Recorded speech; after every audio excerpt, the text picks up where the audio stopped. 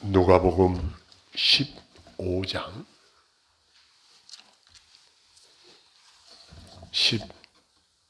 11절부터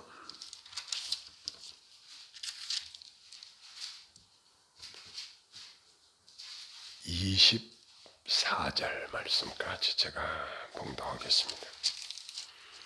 또 이르시되 어떤 사람에게 두 아들이 있는데 그 둘째가 아버지에게 말하되 아버지여 재산 중에서 내게 돌아올 분깃을 내게 주소서 하는지라. 아버지가 그 살림을 각각 나누어 주었더니 그 후 며칠이 안 되어 둘째 아들이 재물을 다 모아가지고 먼 나라에 가 거기서 허랑방탕하여 그 재산을 낭비하더니 다 없앤 후 그 나라에 크게 흉년이 들어 그가 비로소 궁핍한지라. 가서 그 나라 백성 중 한 사람에게 붙여 사니 그가 그를 들로 보내어 돼지를 치게 하였는데 그가 돼지 먹는 쥐업 열매로 배를 채우고자 하되 주는 자가 없는지라. 이에 스스로 돌이켜 이르되 내 아버지에게는 양식이 풍족한 품꾼이 얼마나 많은가. 나는 여기서 주려 죽는구나. 내가 일어나 아버지께 가서 이르기를 아버지 내가 하늘과 아버지께 죄를 지어 싸우니 지금부터는 아버지의 아들이라 일컬음을 감당하지 못하겠나니 나이다. 나를 품꾼의 하나로 보소서 하리라 하고 이에 일어나서 아버지께로 돌아가니라. 아직도 거리가 먼데 아버지가 그를 보고 치근히 여겨 달려가 목을 안고 입을 맞추니 아들이 이르되 아버지 내가 하늘과 아버지께 죄를 지어 싸우니 지금부터는 아버지의 아들이라 일컬음을 감당하지 못하겠나이다 하나 아버지는 종들에게 이르되 제일 좋은 옷을 내어다가 입히고 손에 가락지를 끼우고 발에 신을 신기라. 그리고 살진 송아지를 끌어다가 잡으라. 우리가 먹고 즐기자.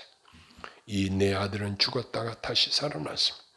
내가 잃었다가 다시 얻었노라 하니 그들이 즐거워하더라. 아멘.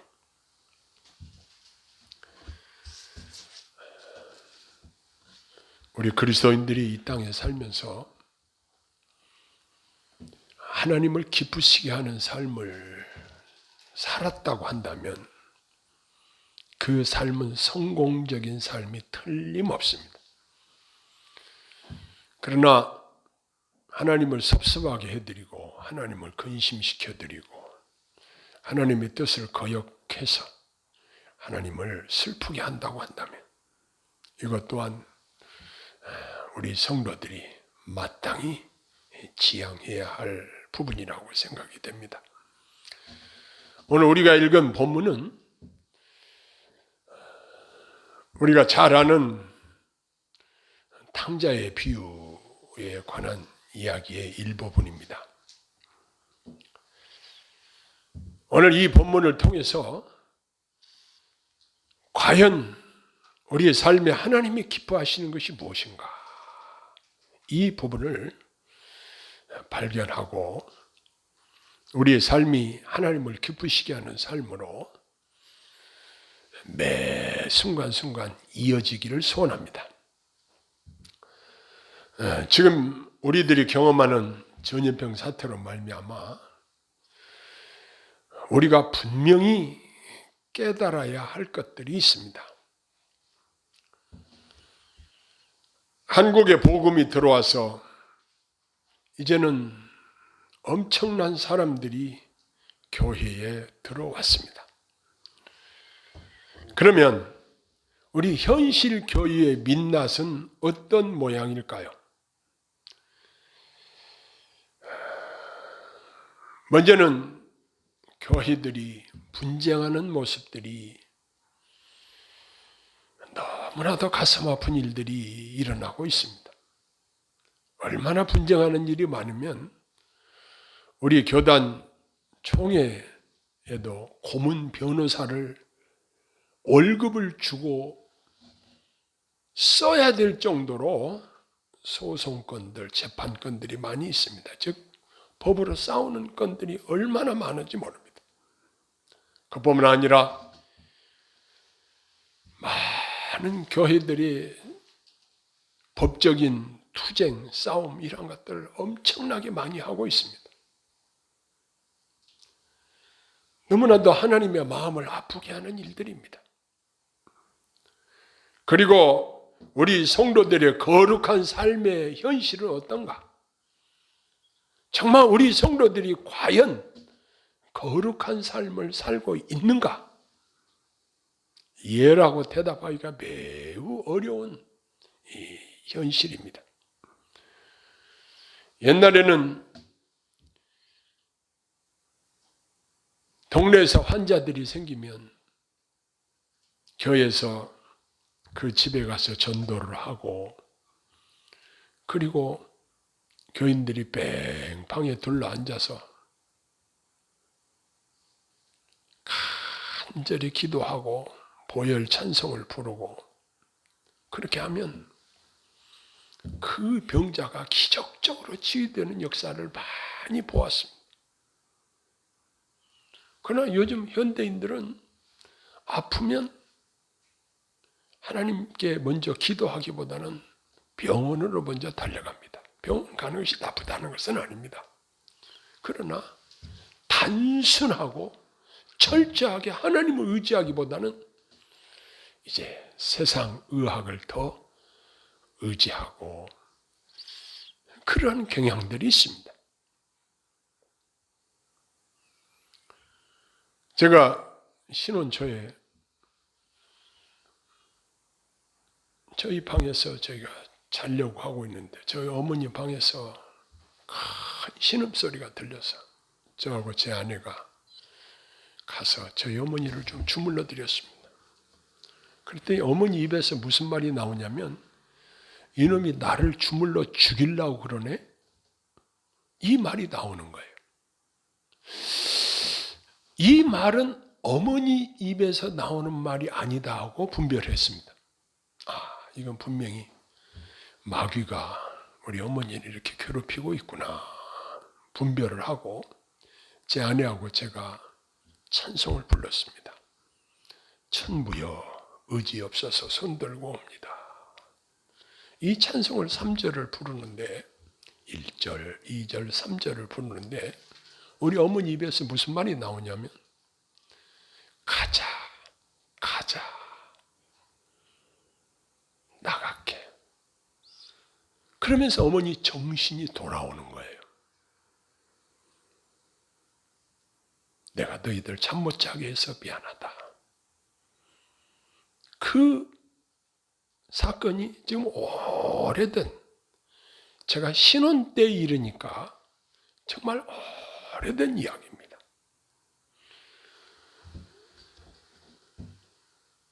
젊은 부부가 그 아픈 어머니를 놓고 할 수 있는 일은 그것밖에 없었습니다. 천부여 의지 없어서 손들고 옵니다. 주 나를 박대하시면 나 어디 가리까? 내 죄를 씻기 위하여 피 흘려 주시니 곧 회개하는 마음으로 주 앞에 옵니다. 눈물을 흘리며 하나님 앞에 간절히 찬송할 때 그 찬송 소리에 마귀가 도망가고 어머니는 회복되더라고요.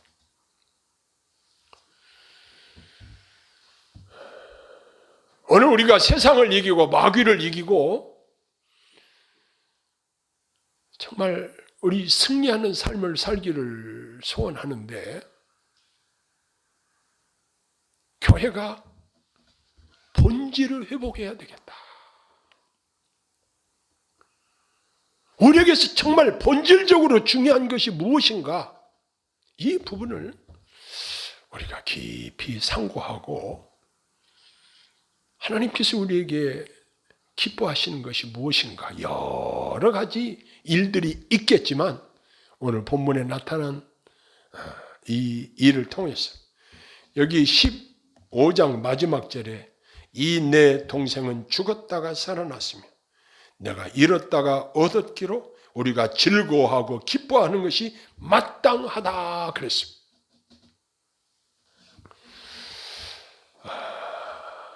우리는 지금 현재 우리가 살고 있는 이 세상, 사람들이 말하기를 참 돈만 있으면 살기 좋은 세상이다, 이렇게 말하는 사람들도 있습니다. 물론 옛날보다 훨씬 더 풍부한 소유와 그리고 많은 문화적인 혜택, 문명의 이기들을 사용함으로 너무너무 편리한 생활들을 하고 있습니다. 그러나 분명한 것은 이 세상에는 진정한 소망이 없다는 사실입니다. 많은 사람들이 이 땅에 집을 짓고 좋은 것들을 누리고 살고 있습니다. 보다 더 안락하고 보다 더 행복한 삶을 누리기 위해서 모든 노력을 쏟아붓고 살고 있습니다. 그러나 이 세상에서는 우리 각 개인의 종말이 다가오고 있고 지구의 종말이 다가오고 있다는 사실을 우리는 직시해야 할 것입니다.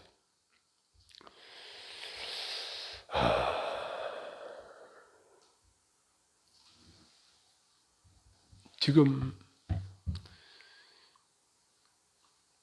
우리가 살고 있는 이 한국에 직면하고 있는 문제가 무엇일까요? 지금 세계적으로 볼 때는 우리는 편안하다 그러지만 다른 나라에서 볼 때 우리 한반도에서 이 북한 핵 문제가 큰 위협적인 문제로 인식들을 하고 있습니다.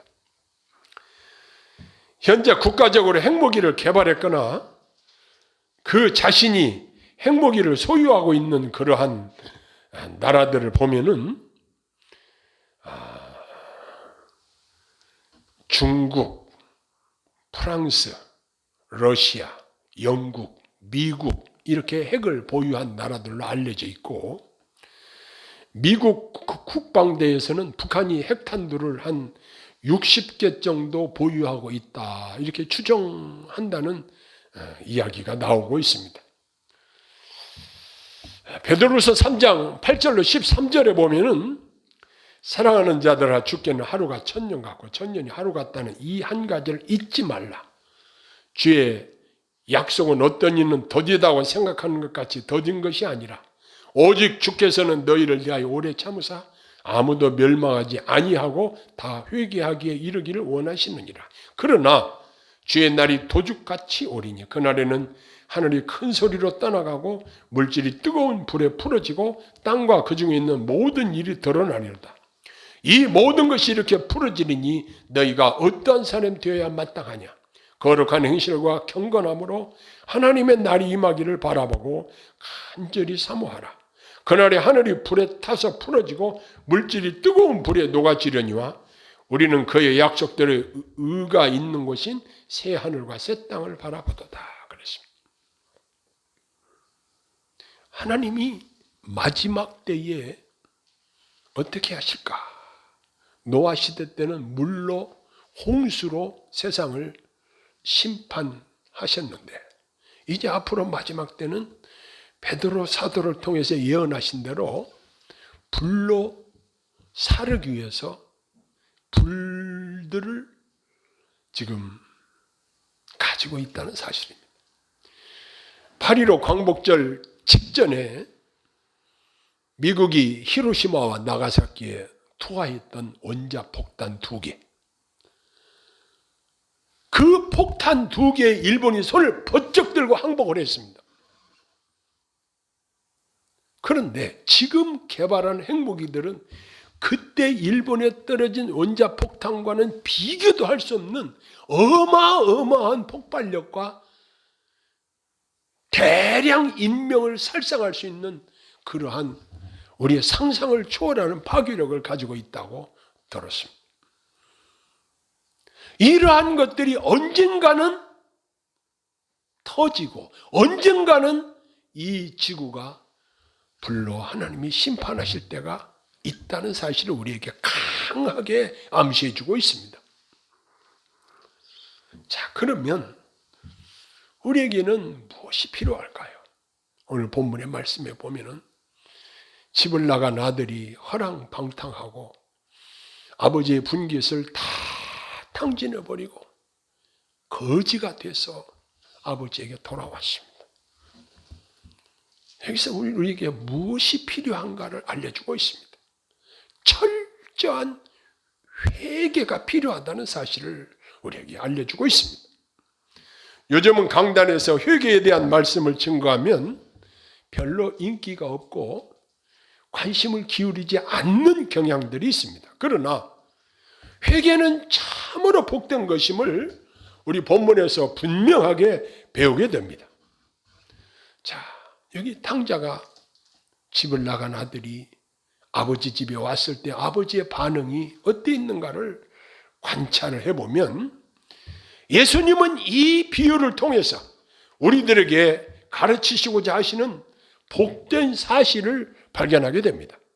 제일 먼저는 아버지는 돌아온 아들을 측은히 여겼습니다. 불쌍히 여겼습니다. 옷은 제대로 입었겠습니까? 먹지 못하고 굶어서 얼굴은 얼마나 좋았겠습니까? 그 아들을 바라보는 아버지의 눈빛은 측은히 여기고 불쌍히 여기는 그러한 눈빛으로 아들을 바라보았습니다. 아직도 멀리서 아들이 오고 있는데 달려가서 목을 안고 입을 맞췄다 그랬습니다. 이건 아버지로서 아들에게 최고의 사랑의 표현이라고 할 수 있을 것입니다. 그 다음에는 하인들에게 명령을 했습니다. 제일 좋은 옷을 내어다 입히라. 손에 가락지를 끼워라. 발에 신을 신겨줘라. 이건 최고의 후대함을 가르쳐주고 있습니다. 그뿐만 아니라 살진 송아지를 잡아서 동네 사람들을 초청하고 먹고 마시고 즐기자. 여러분, 잔치가 돼지를 잡아서 하는 잔치도 있고요, 소를 잡아서 하는 잔치도 있는데 송아지를 잡아서 잔치를 한다는 것은 이건 큰 잔치입니다. 최고의 잔치입니다. 유대인들은 돼지고기를 안 먹으니까 소나 양이나 염소를 잡아서 먹겠죠. 우리가 성지순례 갔을 때 양을 한 3마리 잡으니까 우리 일행들이 먹을 수가 있겠더라고요. 참 양고기를 안 먹어봤는데 먹어보니까 맛있더라고요. 근데 송아지를 잡아서 잔치를 한다? 이게 동네에서 엄청나게 큰 잔치입니다. 살진 송아지를 끌어다가 잡고 먹고 즐기자. 이건 아버지의 그 마음 그대로 표현이 된 것입니다. 이것은 하나님이 회개하는 우리들에 대한 그 하나님의 마음을 예수님께서 잘 표현해 주시고 있습니다. 풍악을 울려라. 춤추고 함께 기뻐하고 즐거워하자.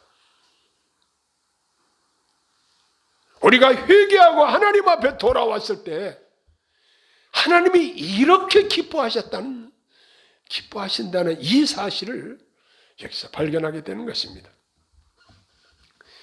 우리가 신구약 성경을 통해서 회개에 대한 성경적 견해를 살펴보면은 하나님의 용서를 얻기 위해서 자기 자신을 낮추고 죄를 인정하고 죄로부터 떠날 것을 결심하는 행동이 바로 회개다. 이렇게 사전적인 의미를 말하고 있는데요.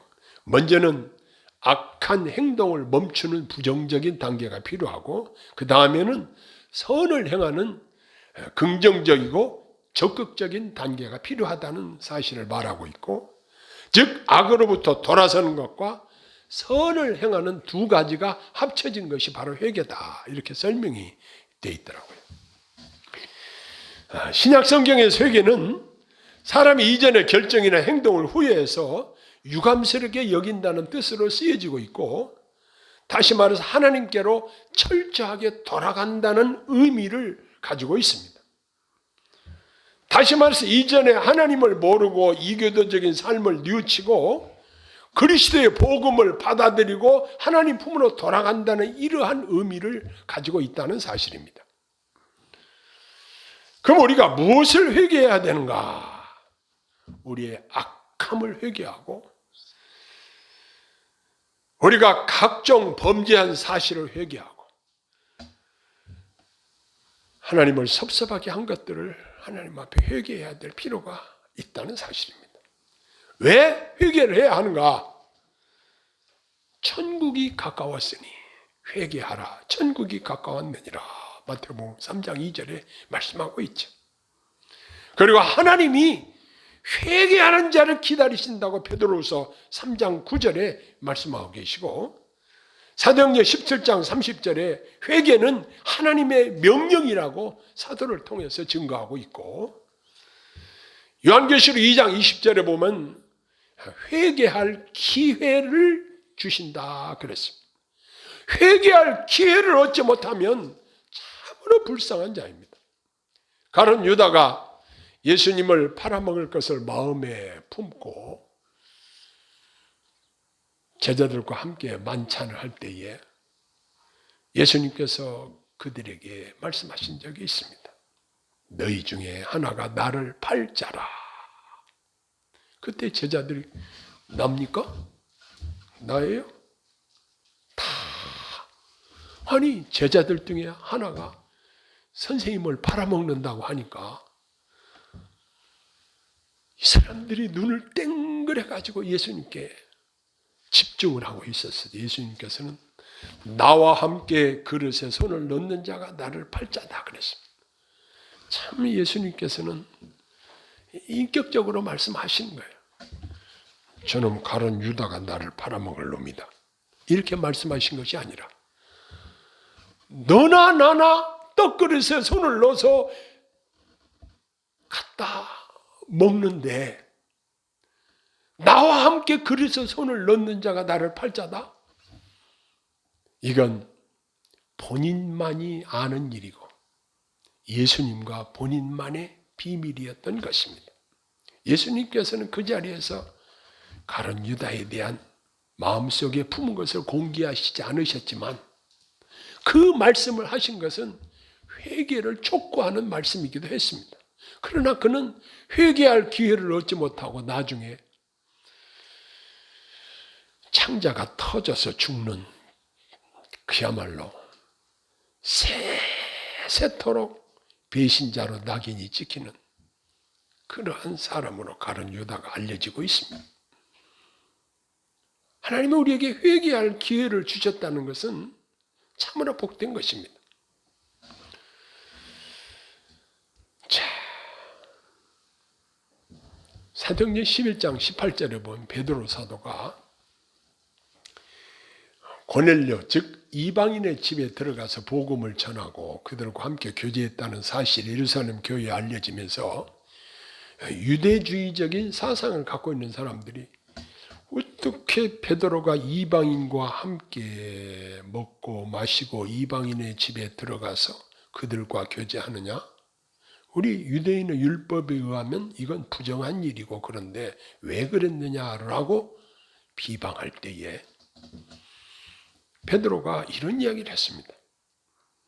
하나님께서 이방인에게도 생명 얻는 회개를 주셨도다 그랬습니다. 회개라는 그 말 앞에 무슨 수식어가 따르냐면 생명 얻는 회개를 주셨도다 그랬습니다. 고넬료에게 하나님께서 생명 얻는 회개의 기회를 주셨다는 사실입니다. 이처럼 회개는 우리에게 복되고 놀라운 은혜를 주신 것입니다. 그래서 로마서 2장 4절에 보면 하나님의 인자하심이 너를 인도하여 회개하게 하심을 이런 말씀이 있습니다. 인자하신 하나님이 나를 인도하는데 어디로 인도하느냐? 회개의 길로 인도하신다는 사실입니다. 우리가 잘 아는 대로 욥기서에 보면은 그 방대한 분량의 기록을 하고 난 뒤에 욥기서 42장 5절로 6절에 욥이 하나님의 은혜의 역사를 본 후에 그의 간증을 들을 수가 있는데 내가 귀로 죽게 대하여 귀로 듣기만 하였사오니 이제는 눈으로 주를 배움나이다. 그러므로 내가 스스로 거두어 드리고 티끌과 재 가운데서 회개하나이다 그랬습니다. 그 욥기서 중간을 보면은 제자들이 욥에게 찾아와서 야, 너 죄 졌으니까 그렇게 지금 고난을 겪고 있는 거 아니냐? 회개하라고. 잘못했으면 하나님 앞에 잘못했다고 그래. 근데 그것조차도 욥에게는 상처가 되었습니다.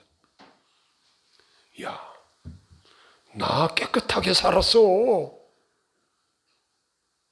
하기는 뭐 하나님도 사단에게 욥을 자랑할 정도로 그는 아들 개개인들을 위해서도 하나님 앞에 제사를 드릴 정도로 참으로 그는 정결한 삶을 살았다고 하나님이 자랑할 자랑감이 들 정도였으니까. 그런데 그가 하나님의 기적적인 역사를 체험하고 난 후에 그가 한 고백이 뭐냐? 티끌과 채 가운데서 회개하나이다. 그것이 은혜 받은 욥의 고백이었습니다. 자, 그러면 회개하는 자에게 어떤 결과가 임하는가? 오늘 본문에 하나님께서 기쁘게 맞이해 주시고 예수님의 비유를 통해서 말씀하신 것처럼 좋은 옷을 내어다 입히고 손에 가락지를 끼우고 신발을 내다 주고 살진 송아지를 잡아서 함께 잔치하고 기뻐하고 즐거워하고 대환영의 잔치를 베풀어 주시는 그 아버지의 모습을 통해서 하나님이 죄를 회개하고 하나님 앞에 돌아오는 자들을 얼마나 기뻐하시는가를 잘 나타내 보여주고 있습니다.